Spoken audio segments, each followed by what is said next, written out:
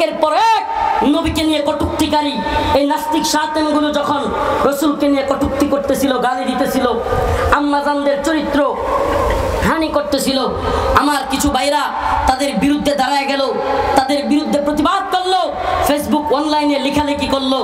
আজকে হাসিনা তো চলে গেল, কিন্তু আজও পর্যন্ত আমার সেই শায়তান বিরোধী ভাইগুলো, আমার সেই ইশকে নবীর দাবিতে আশিকে রাসূলগুলো এখনো এখানে বন্দী অবস্থায় বছরকে বছর পড়ে আছে। দেখলাম না একদিন, আজকে আপনি একজন সিনিয়র দলের এত বড় লিডার হয়ে আপনাদেরকে ভালোবাসি, তবুও কথাগুলো বলতে বাধ্য হচ্ছি। আজকে শাহবাগ প্রেমী ওই নাস্তিকদের পক্ষ অবলম্বনকারী এই কুখ্যাত ফরিদউদ্দিন মাসউদের পক্ষ নেন। ফরিদউদ্দিন মাসউদকে বাঁচানোর জন্য তাকে আল্লামা বানায় দিচ্ছেন। এই ব্যক্তিটা আল্লামা সাঈদী রাহিমাহুল্লাহর ফাঁসি দাবি করেছিল। এই সেই কুখ্যাত ব্যক্তি, মনে আছে আপনাদের? শাহবাগে গিয়া আল্লামা সাঈদী রাহিমাহুল্লাহ যেই মানুষটা মাজলুম তার বিরুদ্ধে ফাঁসির দাবি করা, ফরিদউদ্দিন মাসউদের পক্ষ নেন। ফরিদউদ্দিন মাসউদের পক্ষ নিয়া তালই পরিচয় দিয়া থানা ঘেরাও করবেন, তারপরে বলেন যারা ফরিদউদ্দিন মাসউদের বিরুদ্ধে তারা নাকি ইসলাম বিদ্বেষী। নাউজুবিল্লাহ। আরে ফরিদউদ্দিন মাসউদ নিজেই তো ইসলাম বিদ্বেষী। যে ব্যক্তি আল্লামা সাঈদী রাহিমাহুল্লাহর ফাঁসি দাবি করে, যে ব্যক্তি 1 লক্ষ মুফতির ফতোয়া তৈরি করে জিহাদের বিরুদ্ধে অবস্থান নেয়, এই ব্যক্তির নিজের ঈমান নিয়েই তো টানা যায়। আর সেই ব্যক্তিকে নিয়ে আজকে এত বড় জজবা দেখান, হুঙ্কার দেখান, অথচ ইশকে নবীর দাবিতে আল্লাহ কসম আল্লাহর কোন পীর, কোন মুফতি, কোন শাইখুল হাদিস, কোন বড় বড় আলেম আল্লাহর কাছে জবাব দিতে পারবে না। ইশকে নবীর দাবিতে বছরকে বছর কারাবন্দী অবস্থায় আমার ভাই আরাফাত, আমার ভাই সাইমুম, আমার ভাই আব্দুস সাবুর, আমার ভাই আরিফ সহ আমার ভাই আসাদ, কতগুলো নাম বলবো। কারাগারে যখন ছিলাম বিভিন্ন সময় কোর্টে যেতাম, কোর্টের গাড়িতে ওই প্রিজন ভ্যানের মধ্যে দেখা হইতো আল্লাহ এক একটা যেন জান্নাতি যুবক, এক একটা যেন জান্নাতি যুবক, উম্মার প্রতি তাদের ফিকির, এক একটার 1টা 2টা 3টা করে ফাঁসি লেগে আছে, অথচ এদের মনের ভিতরে উম্মার প্রতি যে দরদ দেখেছি, আলেমদের প্রতি যে ভালোবাসা দেখেছি, দেশ এবং দেশের অবস্থান নিয়ে ওদের ফাঁসি বাদ দিয়া যে চিন্তা দেখেছি, সেই ভাইগুলো কারাগারে পড়ে আছে। কোথায়? একদিন তো আপনাদের ইশকে নবীর দাবিতে হুঙ্কার দেখলাম না। কষ্ট লাগে, আপনাদেরকে ভালোবাসি। আল্লাহ যে যেই পথে কাজ করতেছেন, যে দলেরই হন, আপনাদেরকে ভালোবাসি। আপনারা বুঝেন না, অনেকেই দল করেন, মনে করেন হুজুররা মনে হয় এই দলের বিরুদ্ধে। আল্লাহি দলের পক্ষে বিপক্ষে অবস্থান নেওয়া আমাদের জন্য কাজ নয়। আমরা চাই উম্মাহ ঐক্যবদ্ধ হোক, কিন্তু যখন দেখি শাহবাগের কুখ্যাত মৌলবীর পক্ষ নিয়ে থানা ঘেরাও করব, তারপরে বলে যারা তার বিরুদ্ধে যায় ইসলামের বিদ্বেষী, তখন অন্তরে কষ্ট লাগে। আমি চাই এই জরুন কোনাবাড়ির এই প্রোগ্রাম থেকে আমার আওয়াজ হয়তো কারাগারেও যাচ্ছে, যেখানে দীর্ঘ 32টা মাস কাটিয়ে দিয়েছিলাম, যদি যায় এই আওয়াজ ছড়ায় পড়ুক সবার অন্তরে। ইশকে নবীর দাবিতে আজকে আমাদের ভাইগুলো দীর্ঘদিন যাবৎ বন্দী। বহির্বিশ্বের ধ্বজাধারীরা ভারতের চাপে, বহির্বিশ্বের চাপে আমাদের দেশে যেই সরকারি আসে, এই ভাইগুলোর জামিনের ব্যবস্থা করতে চায় না। আমাদের দাবি হলো এই ভাইগুলোকে দ্রুত মুক্তি দাও হোক। চান আপনারা? চান? হে মুসলিম উম্মাহ, ইশকে নবীর দাবিতে আওয়াজ তুলো। ইশকে নবীর দাবিতে যারা কারাগারে আছে, প্রত্যেকটা মুমিন মর্দ মুজাহিদের জামিন দিতে হবে। রাজি আছো তো ইনশাআল্লাহ?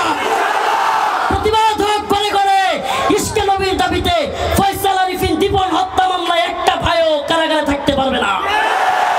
ব্লগার রাজীব হত্যা মামলায় একটা ভাইও কারাগারে থাকতে পারবে না। এই আওয়াজ আমাদের তুলতে হবে। এই আওয়াজ প্রত্যেকটা মুমিনের ঘরে ঘরে পৌঁছে দিতে হবে। এই আওয়াজ বাংলার ঘরে ঘরে পৌঁছে দিতে হবে। আমরা চাই যে সরকারি আসুক, এই ভাইদের দ্রুত মুক্তির ব্যবস্থা করেন। প্রিয় হাজিরিন, হিন্দুত্ববাদী চক্র, ইহুদিবাদী চক্র, খ্রিস্টীয় চক্র, সব চক্র মিলে ষড়যন্ত্র চলতেছে। সাবধান, চোখ কান খোলা রাখতে হবে। প্রিয় মুসলিম যুবক, তোমাদেরকে বলি, আমরা ফেসবুকে লেখালেখি করি দাওয়া এবং জিহাদের পক্ষে, এজন্য জন্য কিছু ভাইরা গণতন্ত্রকামী, এদেরকে আমি অবুঝ দিনী ভাই মনে করি। আমি এদেরকে, এরা অনেক সময় দিনের পক্ষে থাকা মর্দে মুজাহিদ, কারাগারে রিমান্ডে নির্যাতনের শিকার হওয়া আলেমদের বিরুদ্ধেও কলম ধরতে এদের হাত কাঁপে না। এরা মনে করে এই তন্ত্র মন্ত্র দিয়া দিন বিজয়ী হয়ে যাবে, দিন প্রতিষ্ঠা করে ফেলবে। করেন না চেষ্টা। চেষ্টা তো পৃথিবীর শুরু লগ্ন থেকে আজ পর্যন্ত হলো। 1 ইঞ্চি ভূমিতে কি এই তন্ত্র মন্ত্র দিয়া দিন বিজয় হয়েছে? আরে বুন্দা না, আব্রাহাম লিঙ্কন, জর্জ রসু, এরা আপনাদের মতো বুদাই না। এরা গণতন্ত্র প্রতিষ্ঠাই করছে সেকুলাররা ক্ষমতায় যাওয়ার জন্য। এরা ইসলামিক দল ক্ষমতায় যাওয়ার জন্য গণতন্ত্র প্রতিষ্ঠা করে না। এটা মনে রাখবেন। আজ হোক কাল আপনারা ফিরে আসবেন, আমরা জানি হতাশ হয়ে ফিরে আসবেন। তন্ত্রমন্ত্র দিয়ে হয় না।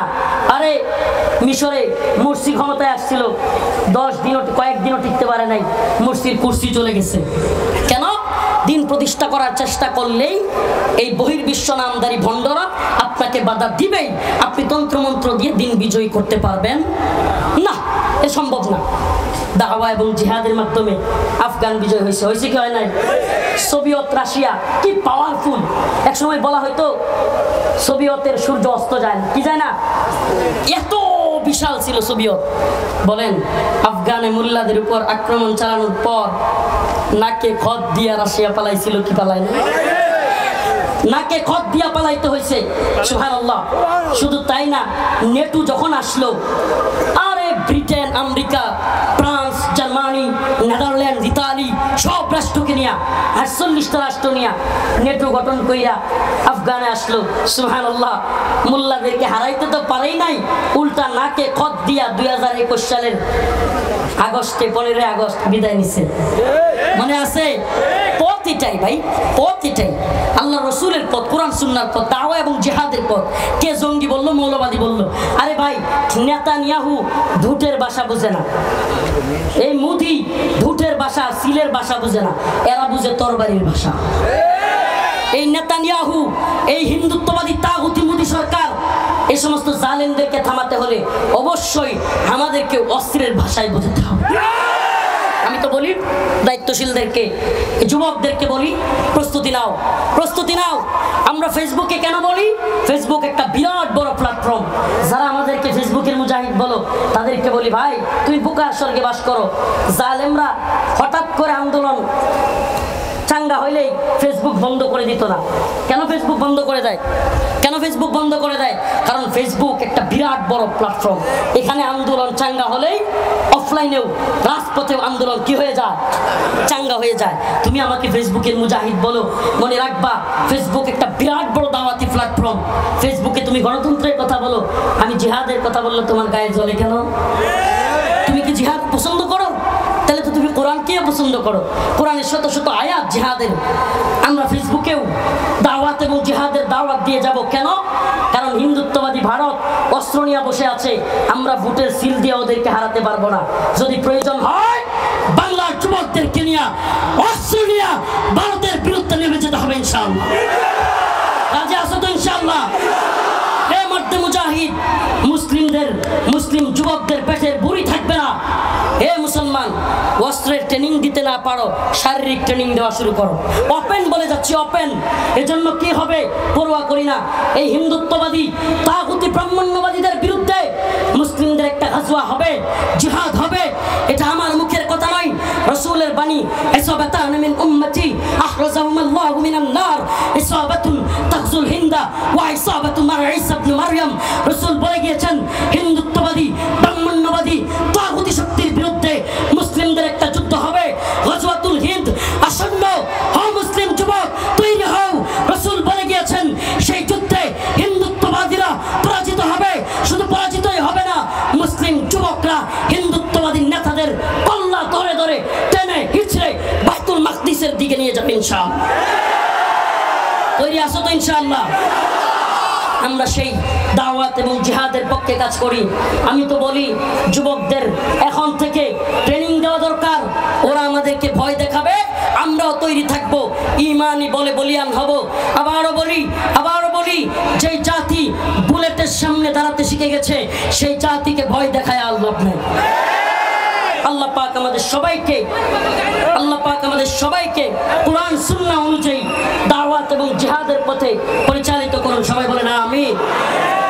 এরপরে আরো আলোচক রয়েছেন বাংলাদেশের একজন বিখ্যাত কারি, আমার খুব ভালো লাগে যার তিলাওয়াত, প্রিয় আসাদ ভাই আসছেন আজকে আপনাদের সামনে। আছেন প্রিয় কারি সাইদুল ইসলাম আসাদ ভাইয়ের কথা শুনে, তিলাওয়াত শুনে তারপরে যাবেন ইনশাআল্লাহ। যে কয়েকটা কথা বললাম, এ জাতির বিরুদ্ধে ষড়যন্ত্র হচ্ছে, এই ষড়যন্ত্রের বিরুদ্ধে আমাদেরকে ঐক্যবদ্ধ থাকতে হবে।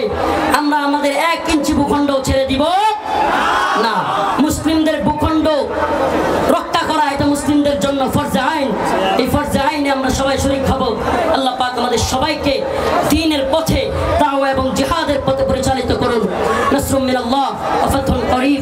আসসালামু আলাইকুম ওয়া রাহমাতুল্লাহি ওয়া বারাকাতুহু।